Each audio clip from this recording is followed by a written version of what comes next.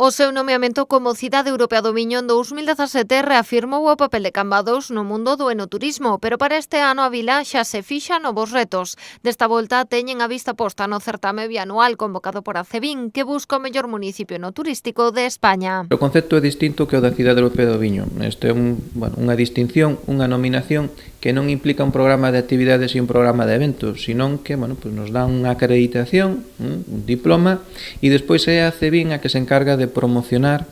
a Cambados pues en todos os medios de comunicación a nivel nacional, en blogs, redes sociales e tamén as rutas do viño, pues as máis de 30 rutas do viño que hai en todo o territorio nacional, pues tamén farían promoción dese mellor municipio enoturístico español. Os premios cumpren este ano a cuarta edición e o Concello traballa para presentar a súa candidatura antes do 31 de maio. Gran parte do dossier partirá do que lles deu o título de Cidade Europea do Viño, con Cambados presumindo dos seus recursos. Creo que o mar, a gastronomía, a cultura, os recursos naturales, paisaxísticos, aí temos que o Camiño de Santiago é un elemento fundamental, pois todo eso temos que ensamblalo en un proxecto, poñelo en valor, e eso son cuestións que nos diferencian respecto de calquera outra zona vitivinícola, e hai cousas, hai términos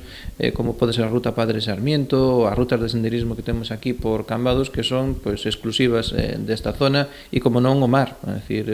aquí poñeremos moito en valor o que é o Enobús, as experiencias enoturísticas. Segundo José Ramón Abal, que estea tan recente a súa Cidade Europea do Viño pode xogar a favor da candidatura cambadesa. Así as cousas son conscientes do elevado nivel da competencia. Evidentemente, ese é un aval, aí temos toda unha traxectoria, temos unha documentación, toda unha serie de eventos que se celebraron e que este ano tamén se van a volver a repetir, e de feito en Acevín, en a asociación viron que temos posibilidades, pero non se pode relaxar porque hai que recordar que hai candidatos, é moi probable que vai haber municipios moi potentes. Nesta candidatura Cambados agarda contar como ata agora co apoio da Deputación de Pontevedra e da Mancomunidade do Salnés. Non en van, tal e como apuntou o edil de Enoturismo, este recoñecemento para a vila volvería a beneficiar a toda a comarca saliniense.